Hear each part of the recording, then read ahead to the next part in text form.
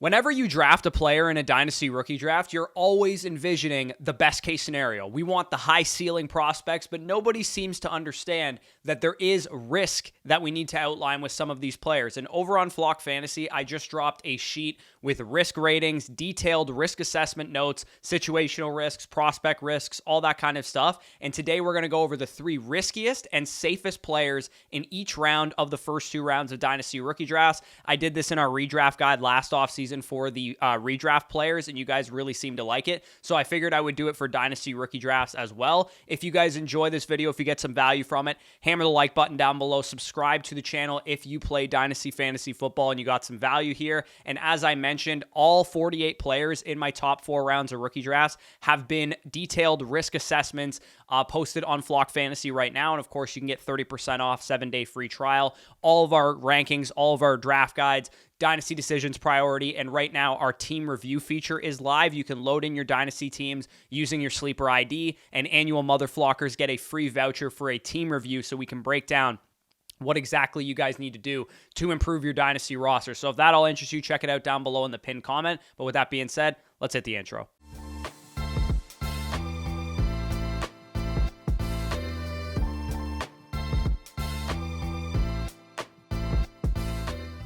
Alrighty, so I'm just going to outline the process here just because I did do this in the summer, and I want to say kind of how it changes from a Dynasty perspective as opposed to a redraft setting.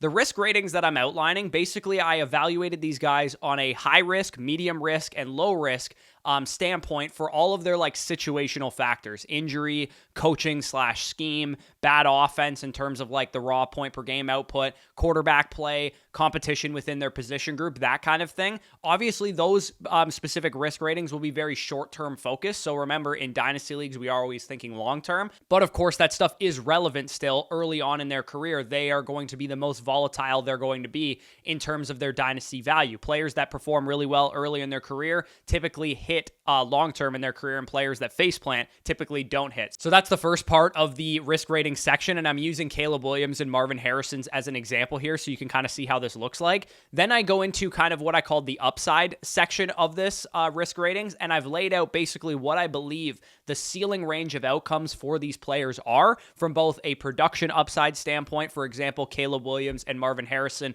both have the ability to be elite players at their position. Elite 20-plus point per game wide receiver 1 is Marvin Harrison's ceiling range of outcomes, and then same goes for Caleb Williams, 22, 23-plus point per game outcome for him from like a redraft production standpoint. But also for both of these guys from like a value accumulation standpoint, the upside for Caleb Williams is the 101 in startups. The upside scenario for Marvin Harrison, of course, the 101 in one quarterback leagues, and also probably a top 5, top 10 startup pick in Superflex formats as well. So I thought that was pretty relevant to kind of gauge how high do we think the ceilings are for these players, and then also how likely are they to achieve those ceilings. And I also thought it was relevant to include how we felt about these players pre-draft, because of course, if we love someone pre-draft, and I gave both of these guys the label of Dynasty Darling because they've been projected elite prospects for a number of years now, it kind of showcases itself when a player has a down rookie season. If we really loved that prospect, Jackson Smith and Jigba is a good example, we're more willing to give him a pass for having a down rookie season, whereas Puka Nacua last year needed to jump through hoop after hoop and prove doubter after doubter wrong to gain the status that he's achieved now, which is a top 10 Dynasty receiver. So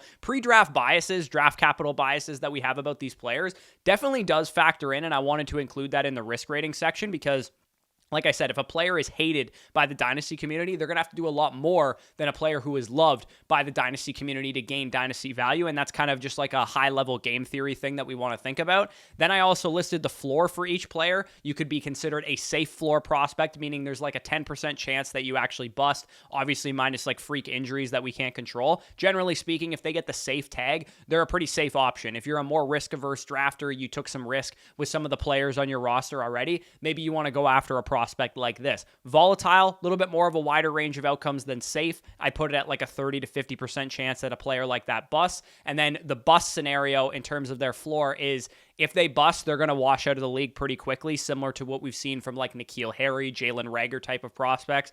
The bust scenario is also a real possibility as well with the type of prospect we're talking about. And it's probably a coin flip or better that it happens. They finally based on all of those factors, plus what I know about these players in terms of where they're going in ADP and where I typically want to draft them, I assign them a label, which is either priority, target, or fade. If they're a priority target of mine, it means I'm targeting them aggressively at or above their current ADP in rookie drafts. If they're a target of mine, I'll get some shares here and there and target them if they fall below ADP, but I'm probably just right in line with what the market thinks about those players. And then if they're a fade, it's probably a guy that I'm going to let my league mates draft unless they fall to a point that I'm okay drafting them. I may secure a share or two at that point, but for the most part, if they're a fade, I'm probably not looking to add them to my Dynasty roster. So let's go through round one, 3 players that are risky and 3 players that are safe. And then round 2, 3 players that are risky, 3 players that are safe. I'm not going to go through this in round 3 and 4, although I did give these guys all risk ratings. It's just that you can take swings on risky players in round 3. It's not going to kill you if you miss on somebody who's a risky profile, because we're looking for ceiling in that area of the draft anyway. But I did, like I said, break down the risk factors of round 3 and round 4 players over on Flock Fantasy. And again, that's linked down below if you want to check that out. And if you are in that range of your rookie drafts right now, you can definitely use that to guide you in terms of who to actually go after. So let's start with the safe players in round 1 of rookie drafts. And you guys will notice these guys are all wide receivers.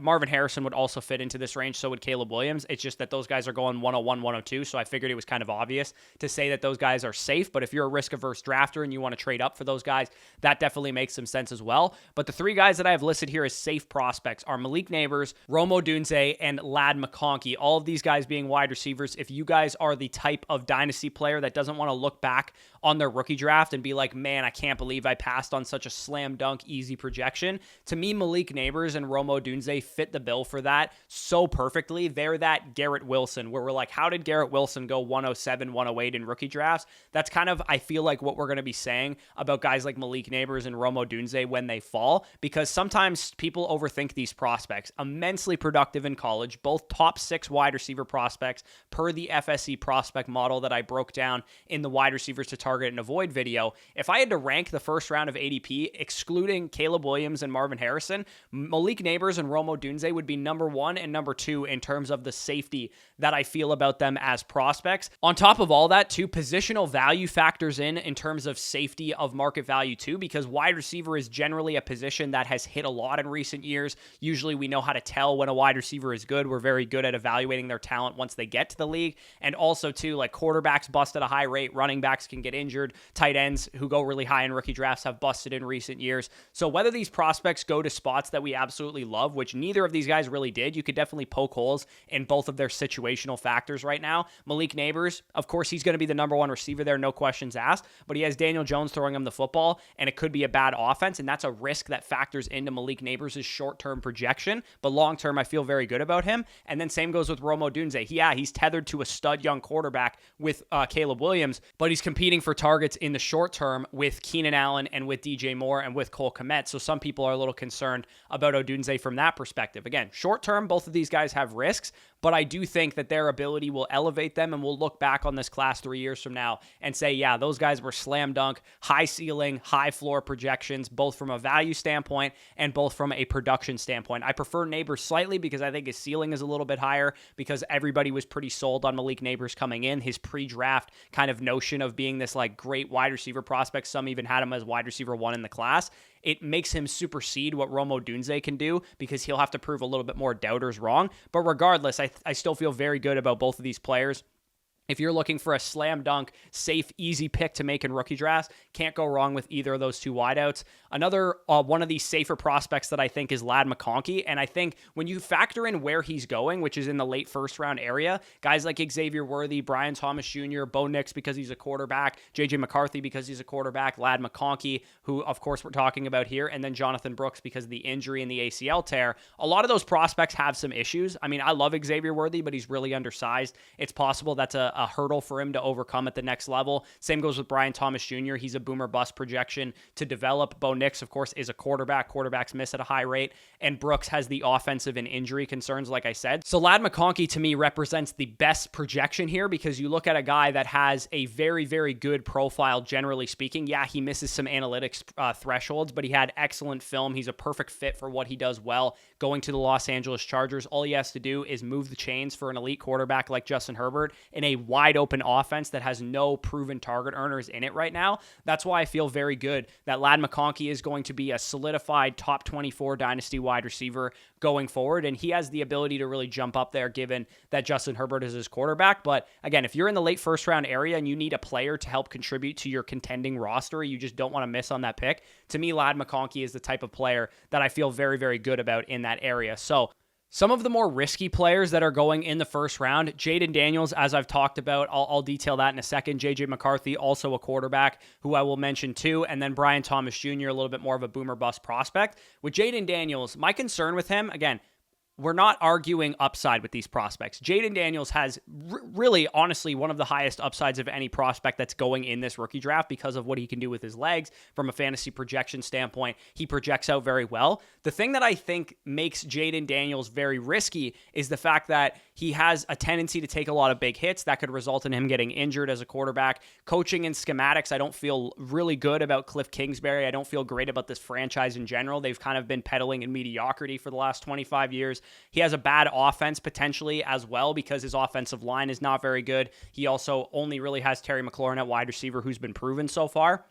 So again, I look at Jaden Daniels, and at 105, I'm willing to take that risk because the upside is so high. But for me, he's more the type of guy that has to fall before I get some shares because I feel like Malik Nabers and Drake May, who also has some risk, but a little bit less, in my opinion, than Jaden Daniels, are better projections. Because to me, Drake May was the significantly better prospect as a passer and also provides a decent amount with his legs as well. So again, I recognize the upside for Jaden Daniels is elite QB1 status year in and year out, similar to how we feel about like Jalen Hurts, Lamar Jackson. But I do think that the downside risk is, RG3, where he deals with a lot of injuries, maybe doesn't get his legs under him early on in his career because the offensive line don't allow him to do that. But again, somebody that I'm still willing to take the risk on. I just do think that the floor is very low with Jaden Daniels. And same goes with J.J. McCarthy. A lot of what you can say about J.J. McCarthy really comes back to his prospect profile because his situation makes it that he's not very risky, right? Going to the Vikings with that supporting cast, with that coaching staff, with that scheme,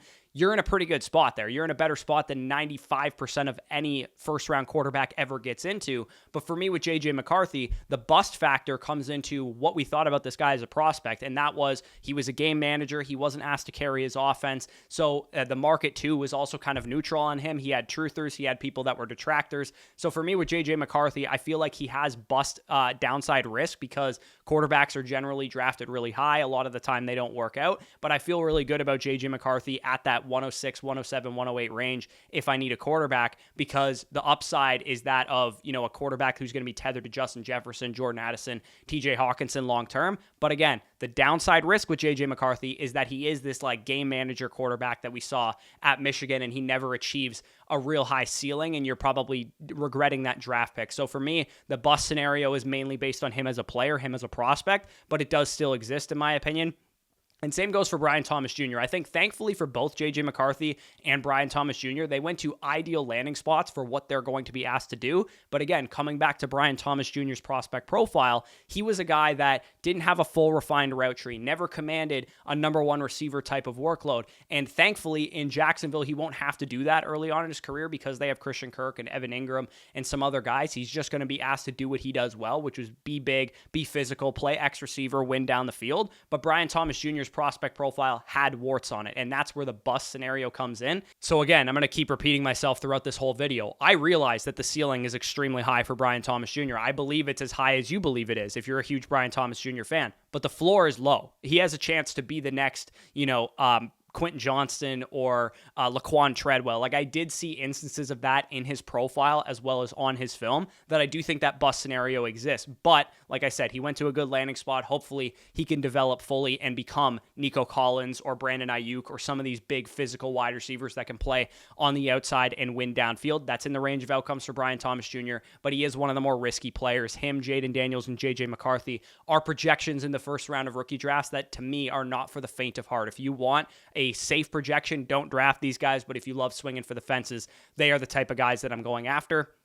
Risk ratings for round 2, and we'll start with the safe players again. It's a little bit more challenging in round 2 to find players who are safe projections because usually safe projections go in round 1. So relative to round 2, some of the safe projections that you guys are going to see here, I feel like with round 2 players, they gain or maintain their value and give you some good production in the process, like a Jaden Reed or a Josh Downs as good examples of round 2 players from last year who gained or maintained their value and gave you some production. In round 1, I feel like safe players need to become locked and loaded, like top 15, top 24 dynasty wide receivers, top 12 quarterbacks, top 10 running backs, top 5 tight ends. Like, you need the guaranteed safety of their production and of their value in round 1, whereas in round 2, you can kind of just get away with like solid doubles. You don't have to hit the home run every single time. So a lot of what I like about these 3 players, Trey Benson, Michael Penix, and Jalen Polk, is that they all are excellent fits for what their offenses will ask them to do. Starting with Trey Benson, I mean, he has positional competition early on in his career, which presents some risk. James Conner's a good running back, but my biggest gripe with Trey Benson on film coming into the NFL was, can he learn the nuances of the position at running back? Can he carry a full workload someday? And there's no better guy to learn from on how to carry a full workload, how to take care of yourself when you're getting that many touches, as well as how to run with good vision, good patience, than James Conner, because James Conner doesn't have elite physical tools like Trey Benson does, and he's a perfect guy to learn from as a rookie running back in Trey Benson's situation. Not to mention, this scheme was the one that the Philadelphia Eagles deployed. Of course, that's where Jonathan Gannon came from, and they elevated the play of Miles Sanders. What did Miles Sanders do last year in Carolina after playing in Philadelphia the year before and having a breakout season? Nothing. This scheme can elevate, below average running backs, and I don't think that Trey Benson is that type of guy. So a below average running back getting elevated to a good running back, what can it do for a guy who's a freakish athlete? And DeAndre Swift and Miles Sanders both have similar nuanced question marks that Trey Benson has. So I do feel like the reads, what he's going to be asked to do, are going to be something that are going to fit his skill set well. Like I said, Trey Benson, great fit for this Cardinals offense. I'd be shocked if outside of injury, Trey Benson wasn't holding his current top 15, top 18 dynasty running back status a year from now. Not to mention, he has the upside, given that he's a great athlete and has this high ceiling, to be a top 5 dynasty running back a year from now, to be a top 10 dynasty running back a year from now. So Trey Benson, if you're looking for a safe RB2, RB3 for your dynasty roster, Trey Benson is the type of guy I'm heavily prioritizing in the early second round of rookie drafts. Michael Penix Jr., I mean, it gets lost in the shuffle how good of a fit he was for this Falcons offense, and he was a safe prospect. I didn't think he had a super high ceiling, but again, lost in the shuffle of the whole Cousins versus Penix debacle is the fact that Michael Penix is a perfect fit for like this Rams distribute the ball to your bevy of playmakers, stretch the defense vertically type of scheme, because that's exactly what he did at the University of Washington.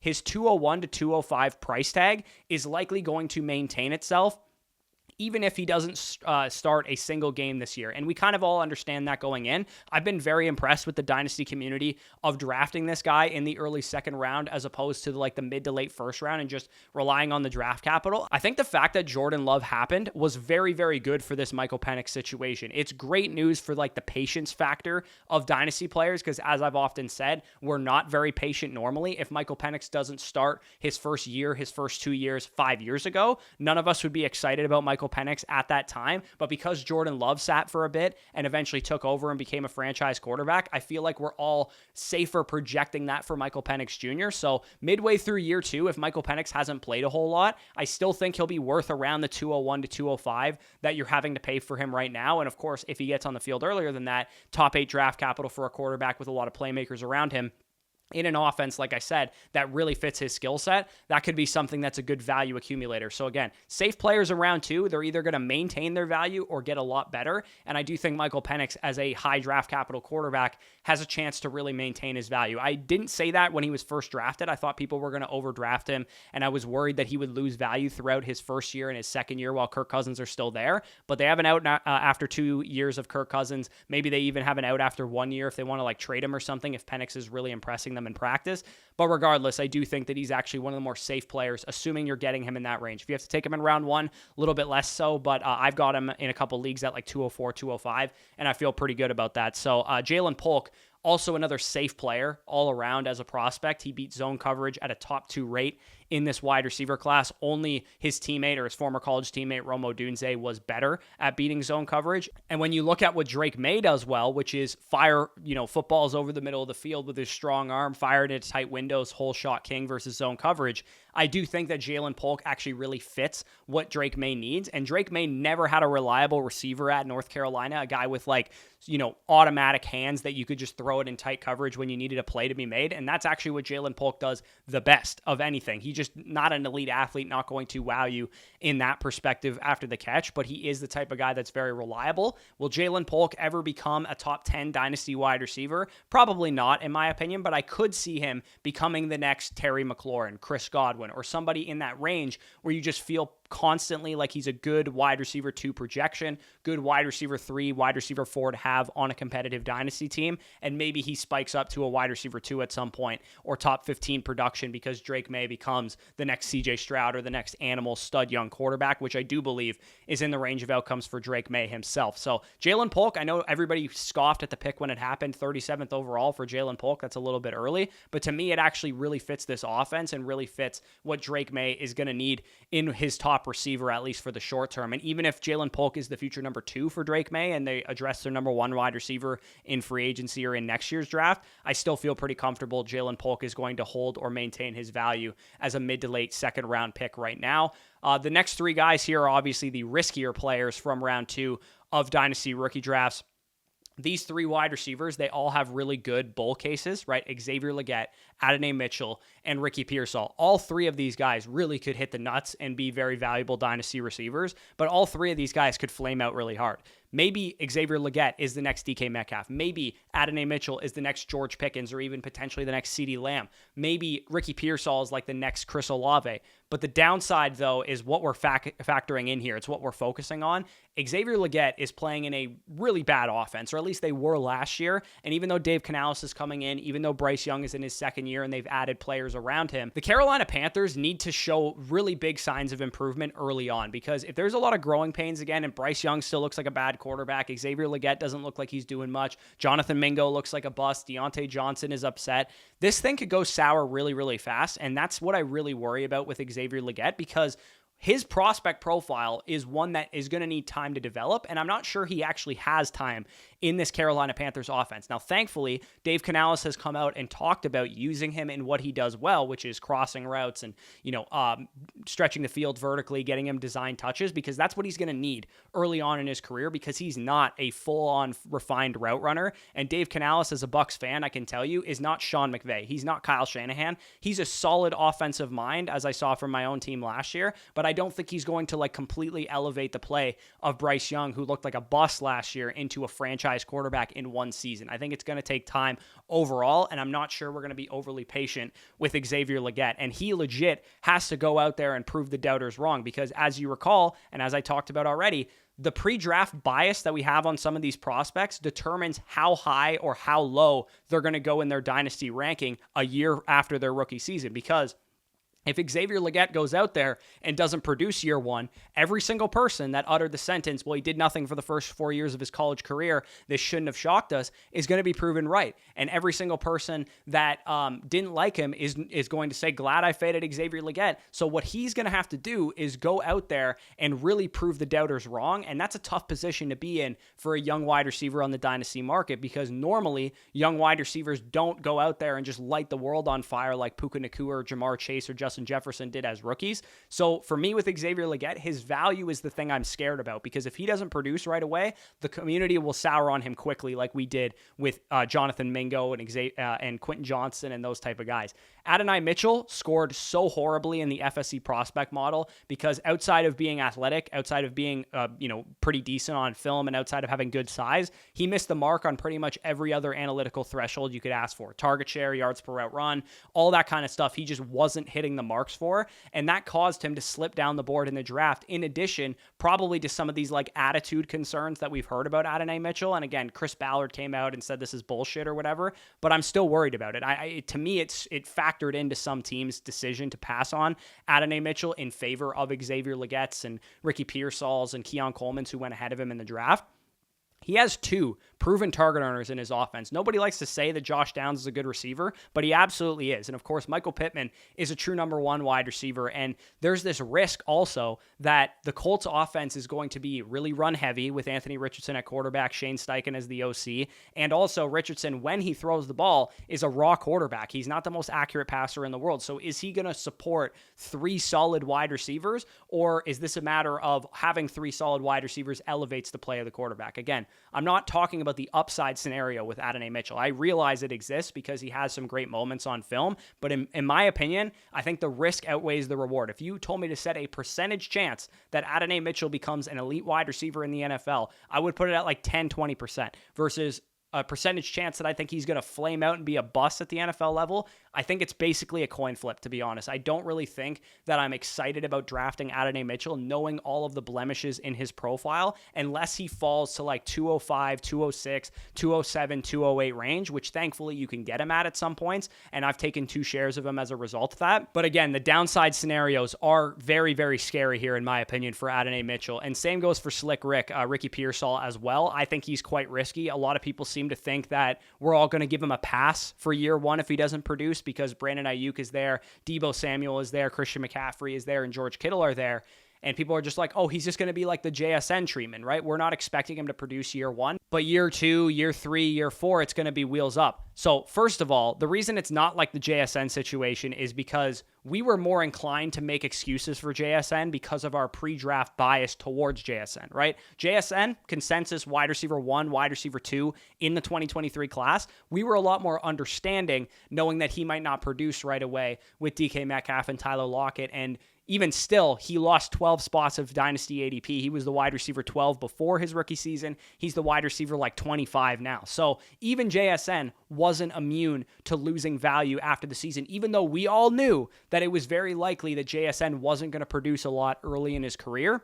And again, Ricky Pearsall is not JSN. A lot of people thought that Ricky Pearsall was an overrated prospect, myself included. Worst wide receiver profile in the history of the FSC prospect model going back to 2016 to ever be selected in the first round. He was a 5-year player, wasn't really productive until his final season. So looking at Ricky Pearsall as like, oh, he's just bust-proof because he's just going to slide into this offense once they move on from Deebo or Ayuk next year. Well, Brock Purdy doesn't need to get paid for 2 more seasons. So what's to say that the 49ers don't move on from any of their wide receivers next year? Maybe they pay Brandon Ayuk, or maybe they restructure Deebo Samuel's contract. And newsflash, DK Metcalf and Tyler Lockett are both still in Seattle, and none of us thought that was going to happen a year ago. We all thought JSN and DK Metcalf were going to be the 2 receivers there, and they restructured Tyler Lockett's contract to make him stay. So what happens if the same thing happens in San Francisco?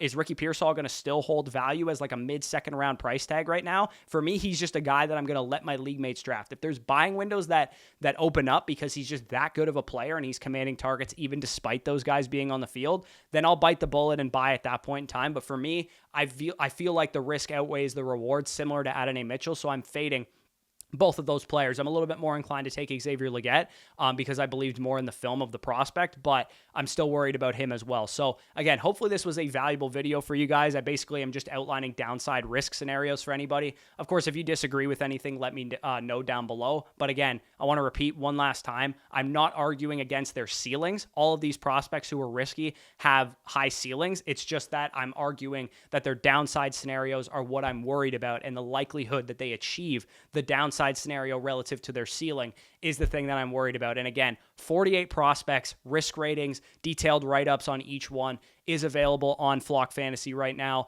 Go on over down below in the description to flockfantasy.com. Use the promo code FSE for 30% off, a 7-day free trial, team reviews, team breakdowns, trade calculator, dynasty rankings, dynasty trade value charts. All of that stuff is available on flockfantasy.com. Annual Mother Flockers, like I said, now get a free voucher to get a team reviewed by myself or by Danny. If you guys have a draft coming up or you just completed your rookie draft and you want some advice on it, head on over to Flock Fantasy and check that out. And of course, this article will be live on there by the time you get over there. So with that being said, peace out, and we'll talk to you soon.